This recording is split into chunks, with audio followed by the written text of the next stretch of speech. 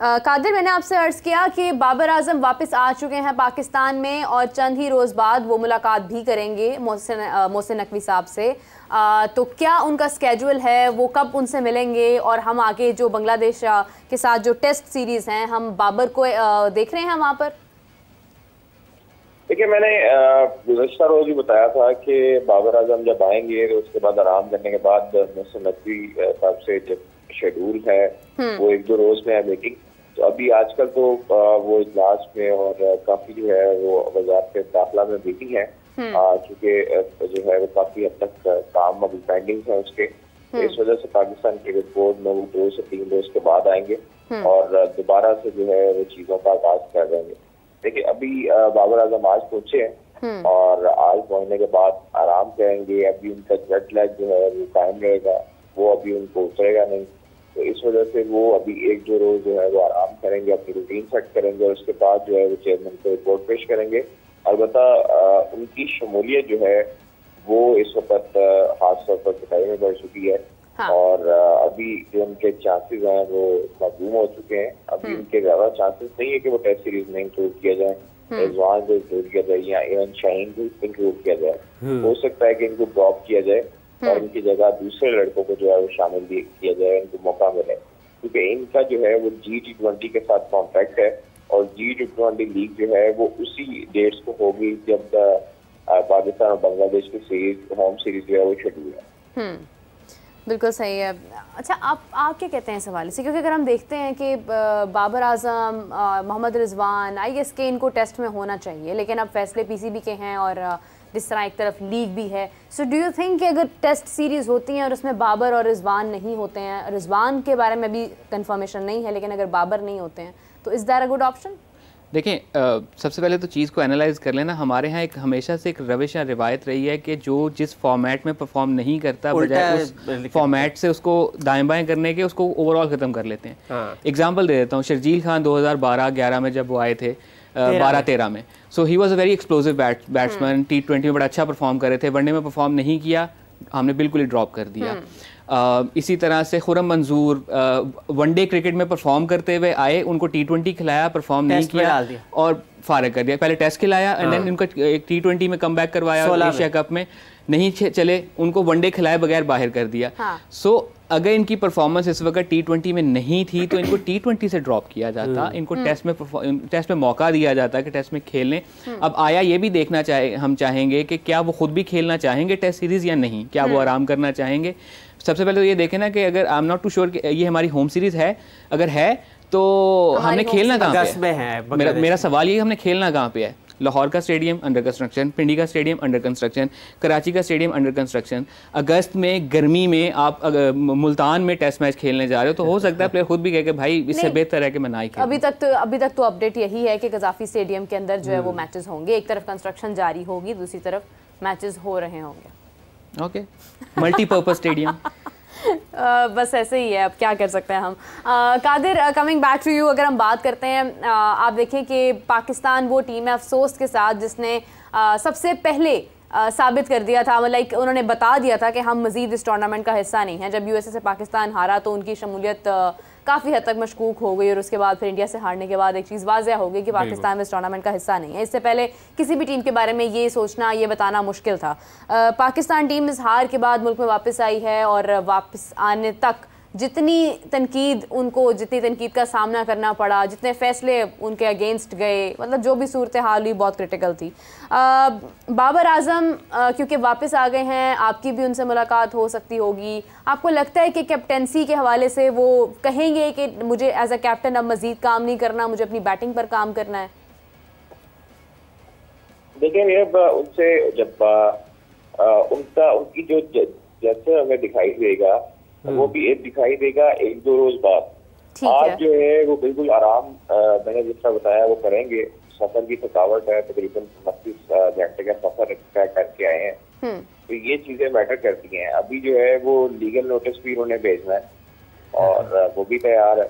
उसके बाद जो उनकी कंपनी है साया कॉर्पोरेशन, उन्होंने भी तैयार कर लिया लीगल नोटिस, वो भी इसको भेजेंगे मुबशर उस्मान को। उसमें तमाम तरह चीजें उन्होंने मेंशन कर दी हैं कि अगर महमूद भी भेज रहे हैं, वहाँ रियाज ने भी भेजा है, तो ये सारी जगहों से जब लीगल नोटिस जाएगा तो उसके बाद भी ये चीजें होंगी। फिर जो है वो बाबर आजम की जो मसरूफियत है वो पाकिस्तान क्रिकेट बोर्ड में है, तो उनकी तलबी होगी, उसके बाद वहाँ पर जाएंगे, उधर जाकर अपनी रिपोर्ट पेश करेंगे, तमाम तरह चीजें बताएंगे कि क्या हुआ क्या नहीं हुआ। अभी तक जो है वो पाकिस्तान क्रिकेट बोर्ड के चेयरमैन मोहसिन नकवी को जो हामिद राय बताते हैं वो रिपोर्ट्स मिलना शुरू हो चुकी हैं, रिपोर्ट सबमिट शुरू हो चुकी हैं और एक एक चीज एक एक पॉइंट उन तक पहुंचा है और उन्होंने सब कुछ नोट किया है। और इसलिए वो अभी चुप हैं कि लोग जो है वो तमाम तर चीजें बोलते रहें, जो मर्जी करते रहें, लेकिन वो तमाम तर फैसले सोच विचार के साथ करेंगे और अच्छे फैसले करेंगे।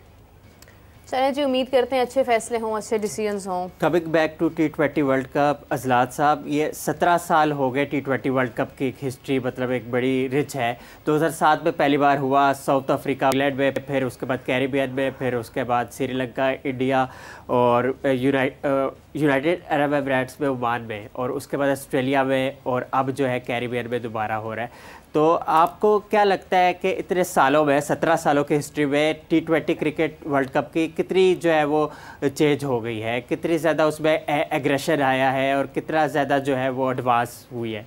देखिए 17 साल में तो बहुत ज़्यादा तब्दील होगी ना। T20 क्रिकेट तो ऐसे है जैसे T10 ने कितना इस पर जो है रोल प्ले किया है।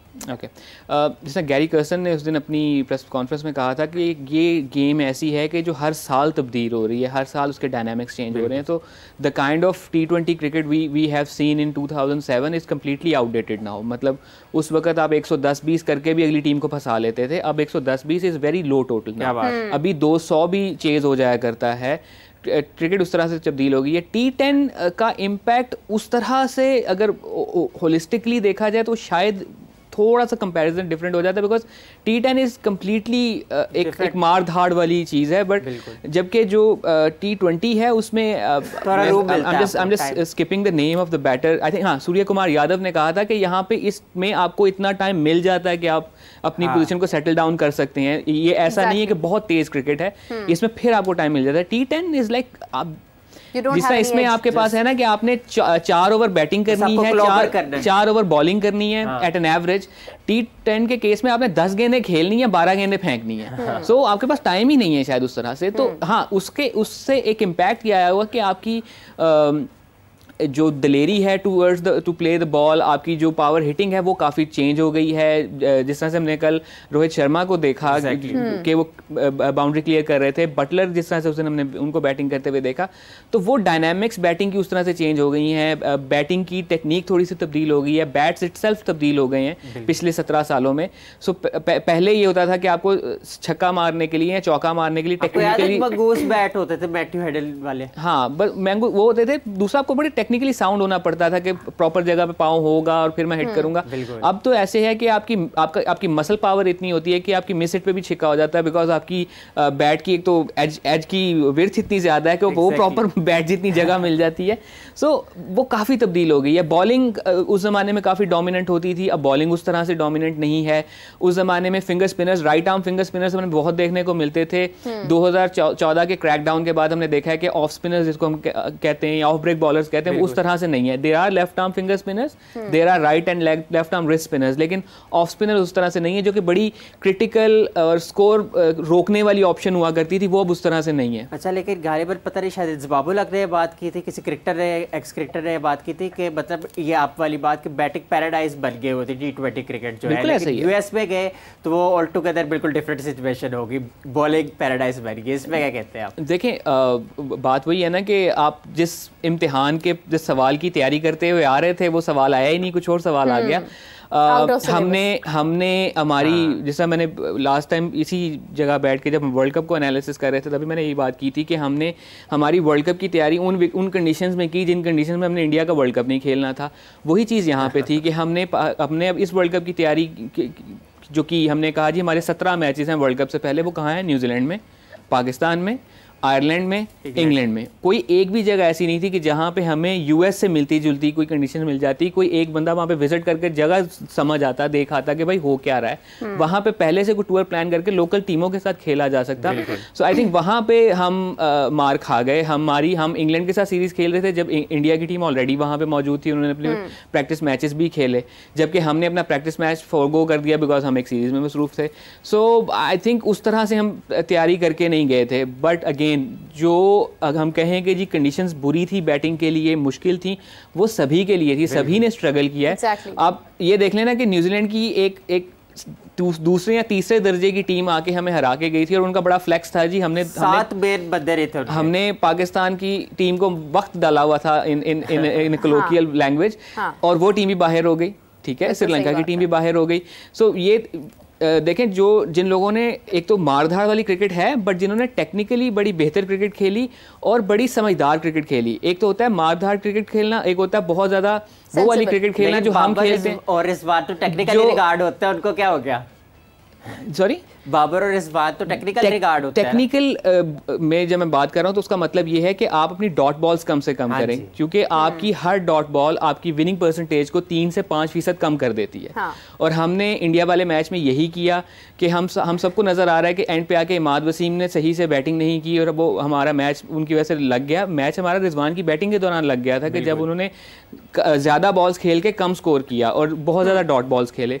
वही चीज़ हमें बार हमें आयरलैंड वाला मैच हमारी तकरीबन नाक जमीन को लग चुकी हुई थी जिस वक्त जाके हम लोग वाला मैच जीते हैं। कनाडा वाले मैच में हमारी इंटेंट ही नहीं थी कि हमें कुछ पता हो कि एनआरआर 5 ओवर पे हमारे पास था कि आप हमारी अप्रोच देखें ना कि इंडिया वाले मैच के बाद बाबर आजम से पूछा जा रहा है कि कहाँ गलती हुई, क्या हुआ, तो उन्होंने कहा जी हमारा तो प्लान था हम 5 या 6 रन हर ओवर में करें। 5 रन या 6 रन, भाई बताओ तो सही, 5 या 6 का दरमियान होता 5.5, तो 5.5 ही किया आपने। 5.5 का नतीजा आपके सामने था। आप ये देख ले, जब ऑस्ट्रेलिया हारा अफगानिस्तान से तो के कप्तान बिचल बारिश ने कहा 3 वर्ड कैसे पर के वी वर आउटप्लेड, और हमारे कप्तान कहते हैं कि 10-15 रन छोड़ते हैं इस तरह करके। तो ये क्या एक्सक्यूजेज है? वो मुनीर नियाज़ी से इंस्पायर्ड होंगे ना, हमेशा देर कर देता हूँ मैं। अच्छा, as you have told me just before that कि प्रॉब्ली मैचेस जो हैं वो मुल्तान में होंगे, तो अभी कंस्ट्रक्शन की वजह से जो अपडेट आज की है वो यही है कि मुल्तान और रावलपिंडी में मैचेस होंगे। So Lahore and Karachi is occupied due to the champions trophy.